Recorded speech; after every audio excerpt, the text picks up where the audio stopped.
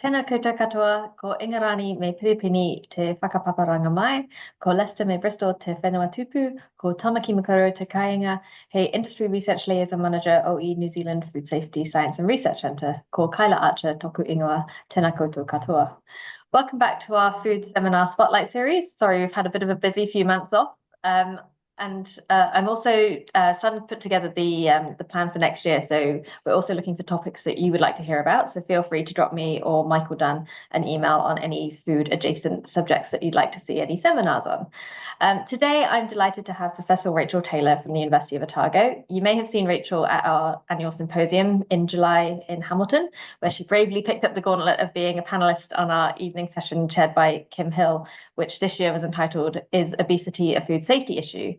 So now Rachel is here today to speak to more of her work around obesity. Rachel's interested in determining how sleep, diet, and physical activity can be manipulated to favorably affect body weight, particularly in childhood. If you have any questions, I will be hosting a Q&A at the end of Rachel's presentation, so please put your questions into the Q&A function below. Rachel, thank you for taking some time at this hectic time of year. I know you've just moved house as well. So yeah, thanks for speaking to us. So I'll just hand it over to you. Thank you.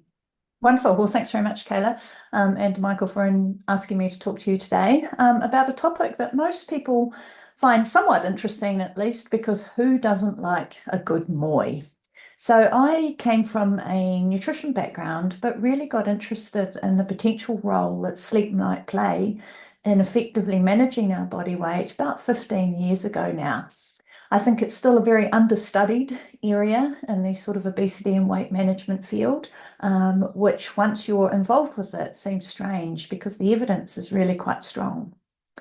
So when we think of how we manage our body weight, sorry, my screen's just had a wee freeze.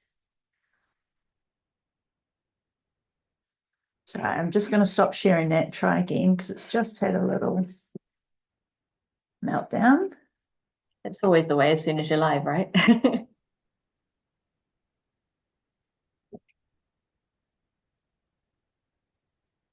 Oh, there we go. Apologies for that. So yeah, when we normally think about how we manage our body weight, we think of how much, whether we move, how much we sit, and how much we eat. Sleep doesn't really get much of a look in, and this is still right. It's showing the other slide. It's showing the presenter view.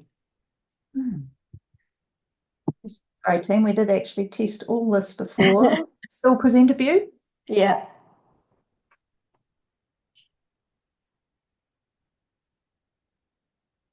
You know what? I'll just do it here.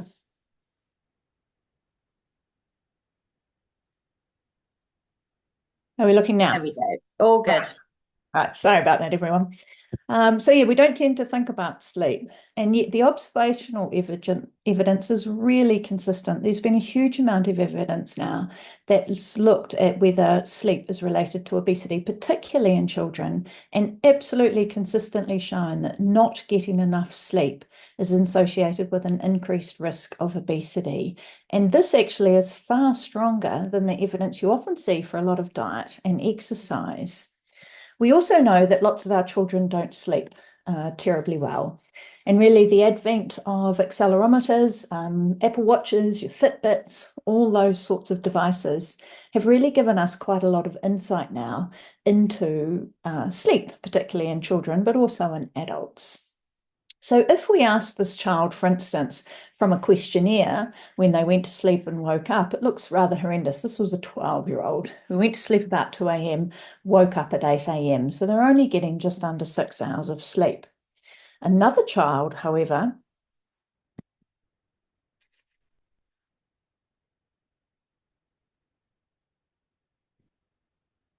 sorry, team.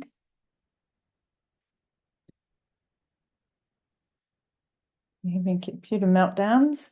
Another child here would also had what looks like a pretty good sleep guide questionnaire, midnight till 9 a.m. But what you'll notice on here, every single one of these pink bars represents a period of awakening. So of that sort of 9.5 hours they're in bed, they're actually only sleep for 5 of them. But that's all very well.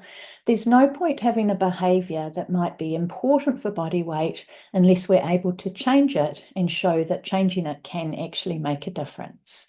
And so this really led us to our prevention of overweight in infancy intervention about 15 years ago. We managed to convince 800 women who are in the latter stages of their pregnancy to enter a 2-year intervention, either a fairly standard food and activity intervention or a more novel sleep intervention. And it was really the brevity of the sleep intervention that was so amazing given the outcomes that we saw. So in the sleep intervention, there were just 2 contacts. We got the women in and their partners, if they had one, antenatally, and talked to them about what to expect in the future, that essentially they were going to be damn tired and that they needed everyone else around them to help them out.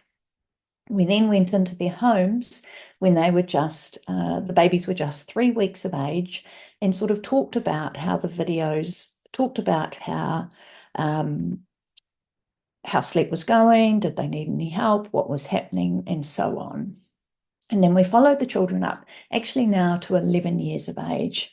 We were amazed when we got to the end of the 2-year intervention to find that the children who had received sleep intervention had just half the risk of obesity of the children who did not receive the sleep intervention.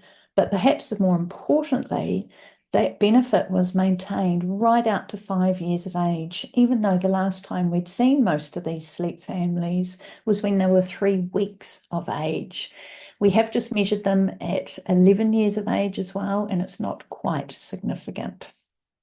So it's really intriguing because how does sleeping more, which after all is the ultimate sedentary activity, actually reduce the risk of obesity? What is it about sleep? So there's no sort of magical mechanism that sleep per se may influence our body weight. Where we think it works is either by changing what we eat or how much we exercise. But the observational research that's looked at this is really rather weak. A lot of studies have looked at what children eat and how well they sleep and tried to connect the two, but they're looking at usual sleep and usual diet. It might be that not sleeping well is associated with a bad diet via some other totally different mechanism. So the only way to really determine this is to make children sleep deprived and to see what happens. And so that's exactly what we did. In our dream study, we got 110 children who were good sleepers, and this was important because we were going to deny them some sleep. We worked out when they usually went to bed and woke up, and then for a week they got to go to bed 1 hour later, and then for another week they had to go to bed 1 hour earlier. So we were trying to create a sort of mild sleep deficit of up to 2 hours a night in their sleep. The first thing that we looked at was how active they were. And most of us, of course, think that children will be less active when they're sleep deprived, and we might think of that ourselves. You may not feel like the walk or going to the gym or any of those things when you're tired. But what we need to remember is that time, of course, is a fixed 24 hours a day. You can't increase time and decrease time. So if you are sleeping less, you must be doing something else more. And then when you analyze these data properly, that's indeed what you see. So overall, the difference in sleep per night for these kids was about 48 minutes. So there was about just under an hour less sleep every night over the course of that week. But they also woke up less in the night when they had less sleep. And that's actually quite a common phenomenon. So your sleep becomes more consolidated when you don't get enough of it. So they've got 56 more minutes in their 24-hour period to do something. And yes, they spend most of it being more sedentary. So they increase the amount of time they spend sedentary. But they also increase their level of light physical activity by quite significant amount, 21 minutes you can see. What it doesn't do is encourage people to do more moderate to vigorous physical activity. There's nothing magical about the exercise side of that energy balance equation, if you like. What this graph is trying to show you in the dotted line and the solid line is that children's activity patterns are almost identical across the day until you get to the point where the early bedtime child goes to bed here and the late bedtime child stays awake. All this is actually doing is giving you more time to be sedentary in the evening. So a much more relevant side of the energy balance equation, if you like, is that children do eat differently when they're tired, and it's not the good stuff. So in this study, we very carefully measured their dietary intake during both weeks, during both the sleep extension and the sleep restriction week. And what we were able to show was that they ate about 300 to 500 more kilojoules per day. You'll note there that it's not the core foods. They weren't asking mum and dad for fruits and veg or breads and cereals, for instance. It was almost entirely the non-core foods, the ultra-processed foods, the sugary drinks, and so on. So 300 to 500 kilojoules doesn't sound that much, of course. It's not a huge amount of energy. It's only a couple of biscuits, most of a donut, 3/4 of a can of Coke, or so on. But remember, these are children and they don't need large amounts of energy, excess energy, every single day to have an increased risk of weight gain. So it's calculated that an energy gap of just 200 to 300 kilojoules a day would be enough to explain how a young child could go from normal weight to overweight in just a few short years. One of the things that the original mechanisms hypothesized was much more about our leptin and our ghrelin, our hunger hormones, that being sleep deprived would change the way your body sort of managed that. The evidence since that time has shown pretty clearly that it doesn't seem to have hormonal changes, at least at the sort of mild sleep deprivation levels. Rather than try and get blood off the kids, which is never terribly popular, we got the kids at the end of each of those weeks to just do an online questionnaire that said, how much do you want to eat this avocado right now? How much do you want to eat these lollies right now? And we found that there was no difference in their craving for foods over this time. So perhaps slightly lower craving of the core foods, but certainly didn't want the non-core foods more, at least the way this is measured. But we did see some really interesting differences in how they responded to food. So these are sort of 4 different measures of eating behavior. So satiety responsiveness means how well you can eat to your appetite. Do you stop eating when you're full? And so on. The top lines refer to the children classified as not overweight in the study, and the second one is the children who were overweight. You can see here that the children who were overweight, when they were sleep deprived, decreased their satiety responsiveness. So they had a lower ability to eat in response to their appetite, and they ate faster. So they had a lower slow listen eating score, which means they ate faster. The normal weight kids, however, were different. What we saw with them was more fussiness around food and more under eating in response to their emotions. So it could be that children with varying weight status do react differently to sleep deprivation. So what else can we do to actually sort of influence how well our children sleep? And of course, one of the first things that comes up is always screen time. And maybe we don't need any evidence when this is the sort of level of evidence that we have. I mean, Netflix knows very well when people are watching Netflix at every hour and every minute of the day. And so this is what the CEO of Netflix said some time ago, that we compete with sleep and we're actually winning. So if you look online in any media or any of those sorts of things, it's pretty clear that we're told do not use screens before bed. It's absolutely going to influence your sleep. It's going to keep you awake through the excitement or the blue light or any of those sorts of mechanisms that have been proposed. But the problem really in a lot of this area of research is that assessing screen time has become a lot more complicated than it used to be. So in the past, when we asked parents to estimate how much screen time their children had had, it was pretty straightforward. There was perhaps one device in the household. It only came on at certain times. There was no sort of 24-hour exposure to screen time. Children, and I'm sure there's many parents out there in the audience, use screens a little differently now. This is how they use screens. It's rapid, it's forever changing. There's often more than one device, and it is available 27. And it's this multitasking, as shown in the picture here, that's really interesting to us.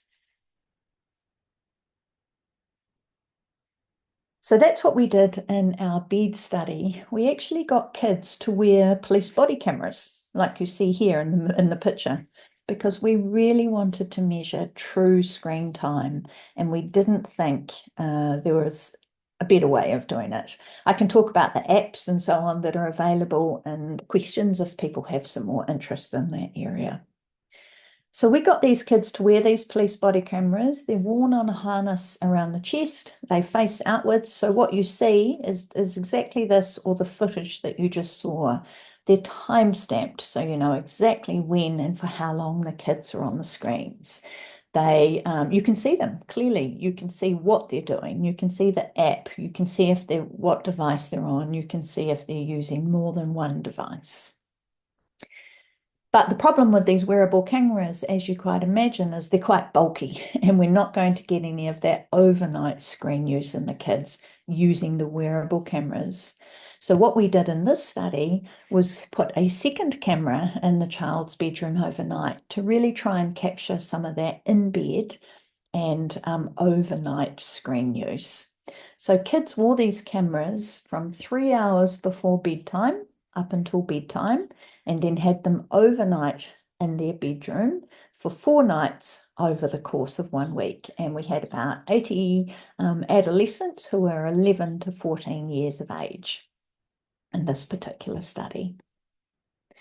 Why we were really interested in that overnight screen use is because of this sort of thing. We're really intrigued here. You can see the wee guy's on his iPad. He hears mum coming. He's lucky. He's got a dog here to help him out as well in terms of the warning. Shia talks to him. No, I'm not on my iPad, mum.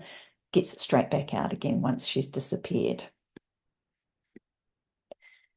So we had a couple of great PhD students, Shay and Brad, who did a massive amount of work trying to work out, once we've got all this video camera data, how on earth are we going to turn it into actual numbers? Because there's a massive amount of work, as you might imagine, to code video data. We had thousands of hours worth. So they did a huge number of studies, pilot studies and things, and actually worked out that even when you can't see the screen the child is on, you can actually pretty much determine what they're doing by a combination of hand movements. So things like the one on the left there, the scrolling tends to be more social media, tapping, perhaps they're texting, communicating with friends, maybe browsing the internet and so on. What we were mostly interested in seeing here was this multitasking. Now, if you can't see here on the laptop, they're clearly playing a game on the left. What they're also playing on the same device is a video. So they're listening to a video, and it often has both sounds on. They're playing a game. This particular example, you can see there's also a television going on in the background. So this child has got 3 screens in front of them. And so people in the sleep space, but also in some areas of health, are really interested in this multitasking. And this is something that we haven't been able to do well by questionnaire. So do children, so these 11 to 14-year-olds, remember, use their devices before bed? Because after all, our screen time guidelines say that they shouldn't. Well, you can see here that no child almost follows those sleep guidelines. So almost we only had 1 of our 80 children who did not use a screen in any of the 4 nights before bed. Over half of them are using their screens once in bed, and a third of them get up and use their screens again, or use their screens in bed after the first time they've tried to go to sleep. So screen use at this age group before bed is endemic, you might say. They are not following these screen time guidelines. And it's not just on a random night. We were able to show that almost every child, they're using their screens most nights before bed, quite a few nights in bed, and luckily not too much perhaps once they've started going to sleep. An older age group, though, may have quite different results. What sort of devices are they using? Yes, the phones are really common. So the blue here refers to that 2 hours before bed. The green is once they're in bed. So to be in bed, they had to be in bed under the covers, sort of ready for sleep, perhaps in their pajamas, those sorts of things. It wasn't lounging on their beds like teenagers often do. So they were in bed. And then the orange is referring to after they've first gone to sleep for the night, first tried to go to sleep for the night. So yes, phones were very common at all points, and TV, but look at this multitasking. So this is the multitasking using more than one device. So even after the first time they've tried to go to sleep, there's a small number of children who are actually doing that multitasking, and certainly lots of them while they're in bed. What types of activities they're doing. There's a lot of watching, browsing. There's basically everything except at the end you might see there reading. Now this refers to reading online on a device, so on a Kindle or iPad or something, rather than reading books. But I'm very sorry to say, I think we had, of our 85 children, we had, I think it was less than 5 that we had any sort of video evidence of reading a book in bed, which I think, as a reader, is a huge shame. And so you can see kids are doing all of these activities. They're gaming, they're communicating, they're multitasking within a device. There is some educational activities, good to see, pre-bed, but it's certainly less than most of those other categories. So maybe the solution is just don't take your phone to bed for a while and see if that improves your sleep.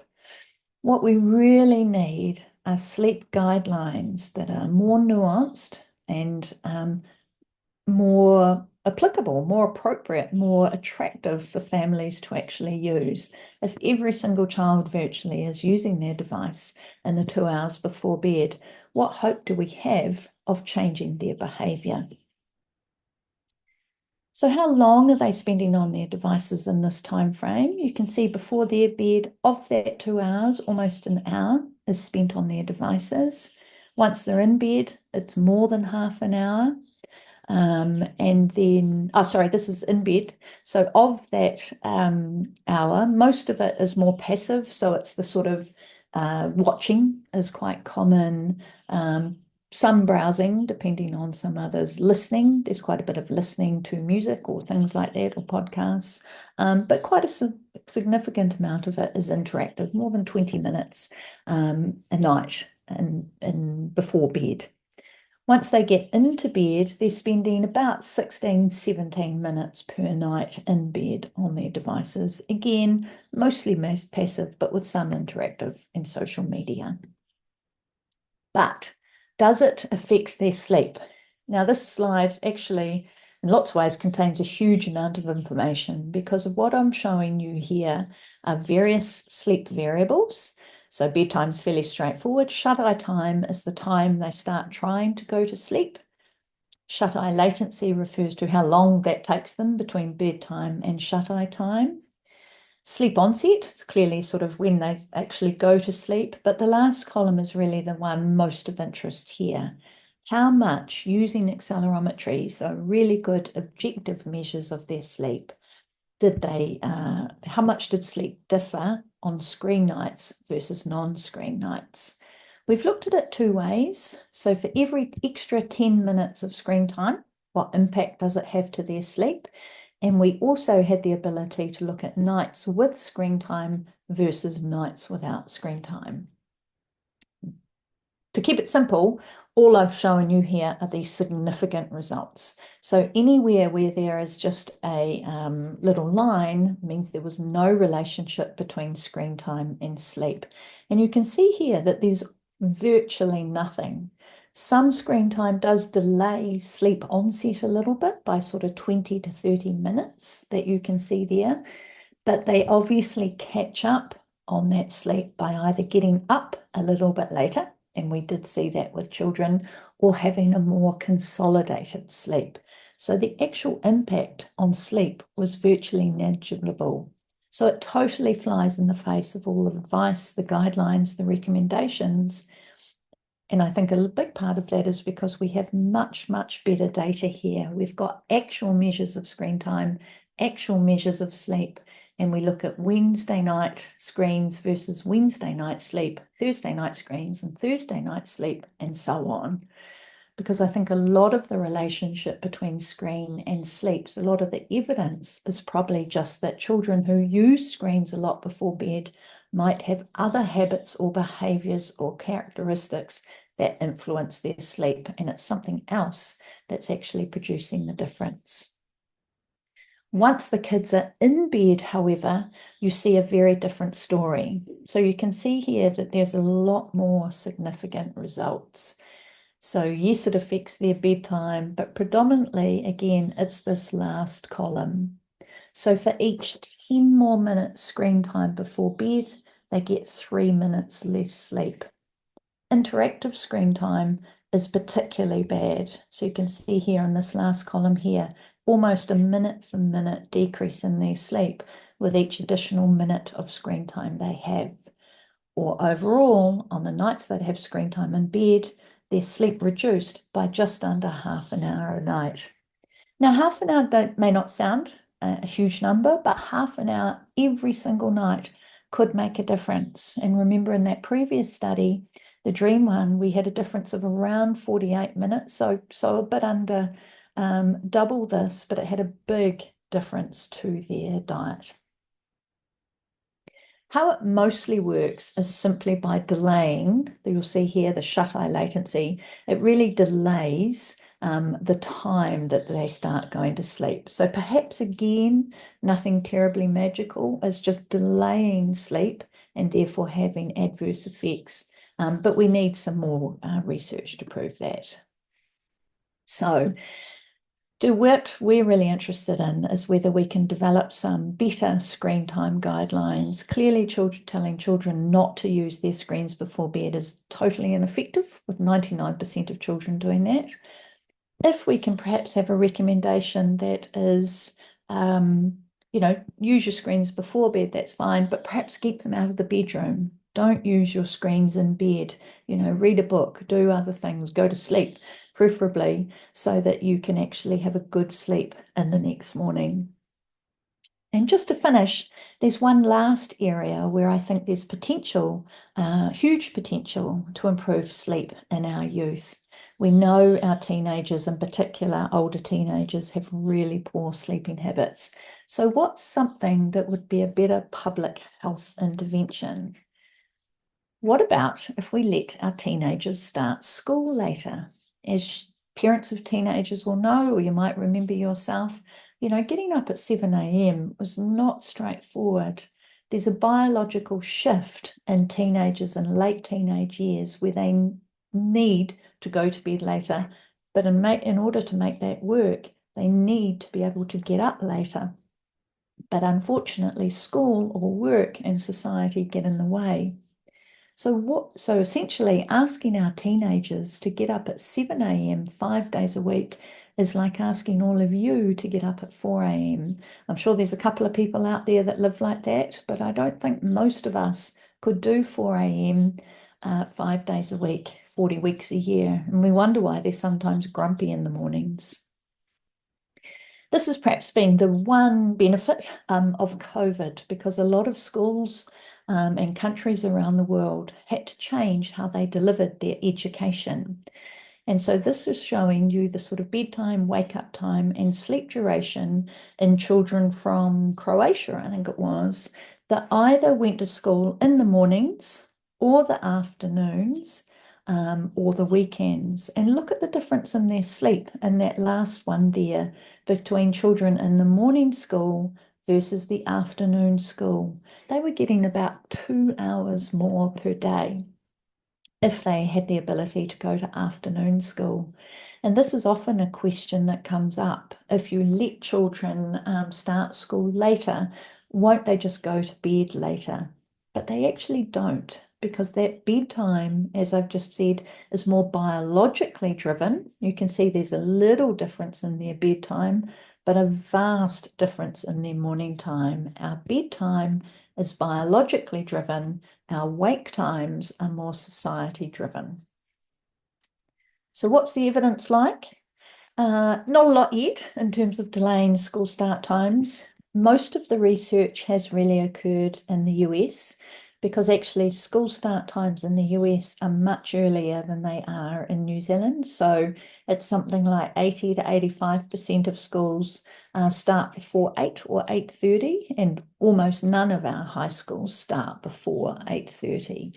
So a lot of the work that's been done in the States has been to shift school start times to something like 8 or 8:30.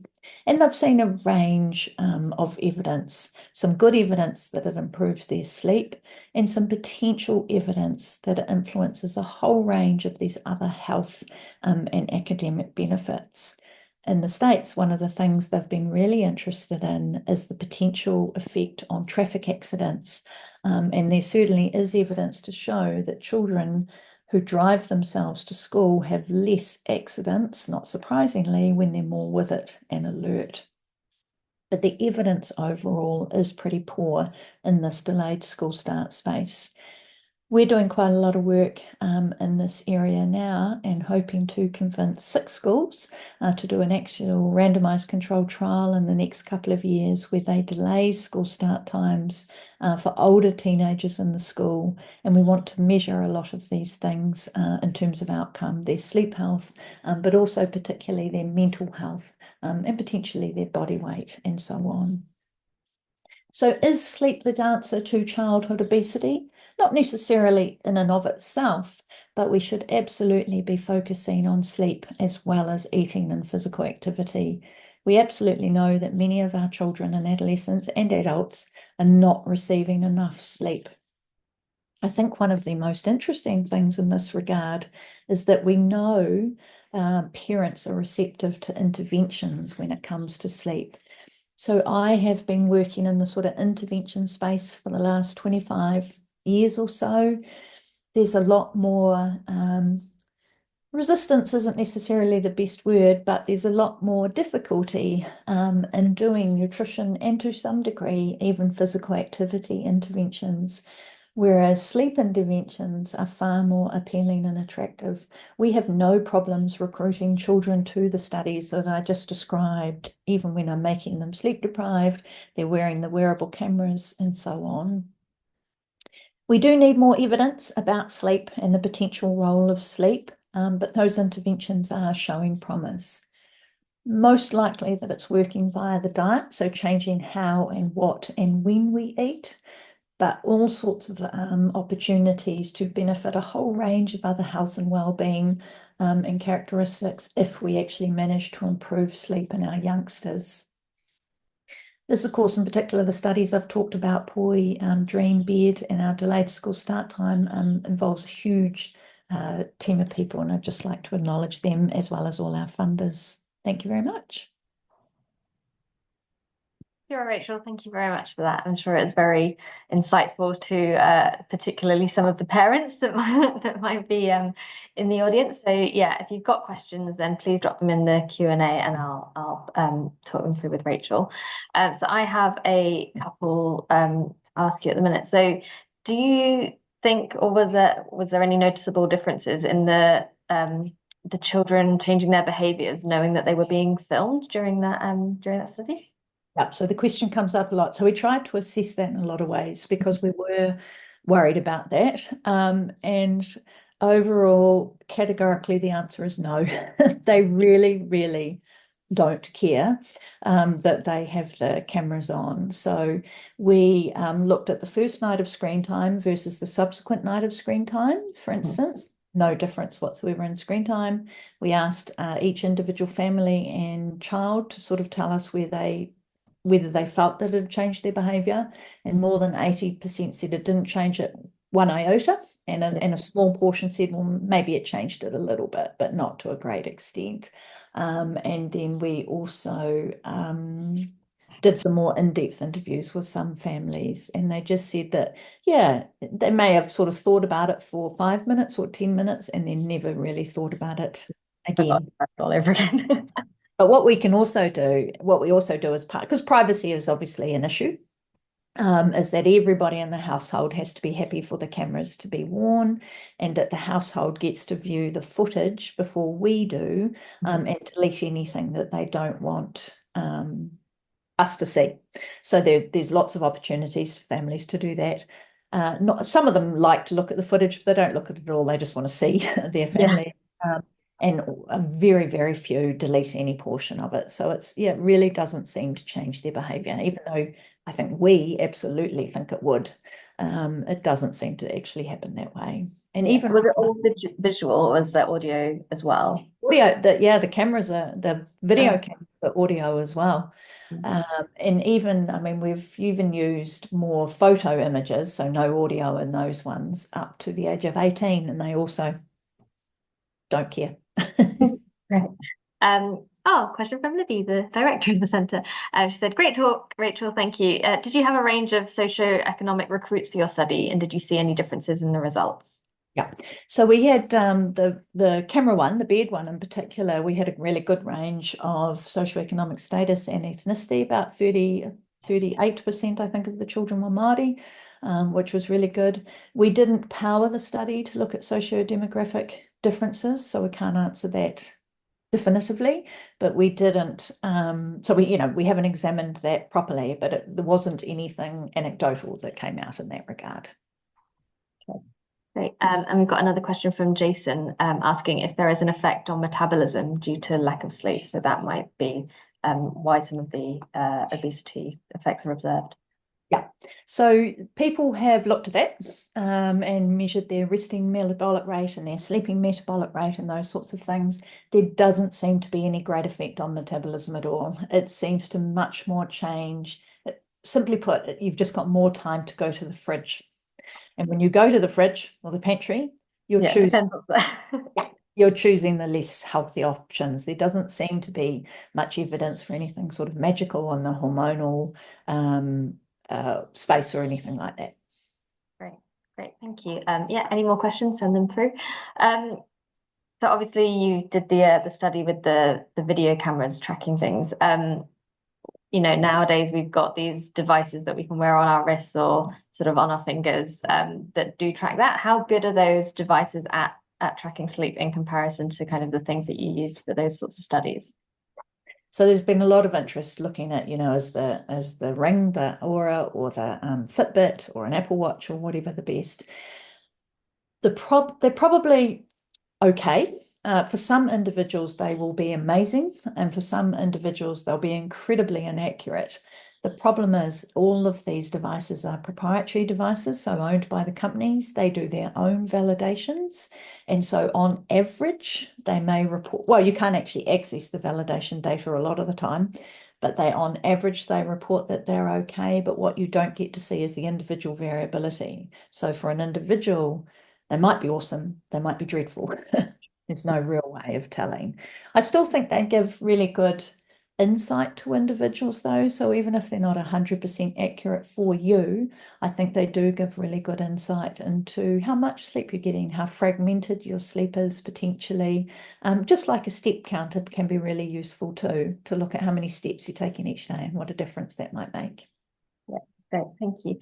Glenda, our comms manager, is coming at it from a comms perspective. So said, your research is so important. How can you communicate this to parents? Have you been interviewed by Radio New Zealand, The Listener, 7 Sharp? Like how are the public getting to hear about this? So there was quite a lot of interest when the bed paper and well, when both main studies, the dream one and the bed one, actually came out. So lots of radio coverage overseas and here, and television coverage and so on. I mean, I think what we have to do is change our sleep guidelines and have some of our health organisations also promoting those things, promoting them in schools and so on. Parents love hearing that pre-bed screen use doesn't affect screen time because it is responsible for a lot of family conflict. And so, if we can make that much more widely understood, but it is only one study, of course, and it is observational. So we do need others to show similar effect. But yeah, if we could tell families and parents that don't worry, at least from a sleep point of view, too much about their pre-bed screen use, but just keep the devices out of the bedroom. It's a much simpler message than trying to quantify screen time prior to bed. No, that was really, really interesting. I think we're done with questions. Yeah, I remember when I was growing up, we didn't didn't have the screens you could just hide under your bed, and so it was me hiding under the covers of the book and a torch. Yeah.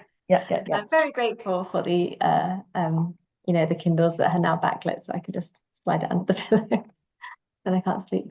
Okay, so thank you again for your time today, Rachel. It's been really wonderful hearing about the work that you've been doing. As usual, this has been recorded and will be available with our previous webinars on our website under events seminars. Again, let us know if there are any subjects that you'd like to hear next year, if there's anybody in particular you'd like to hear from.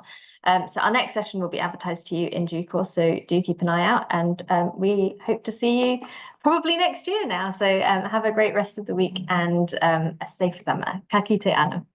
Thanks very much, everyone. Apologies for the tech again. We'll get there eventually.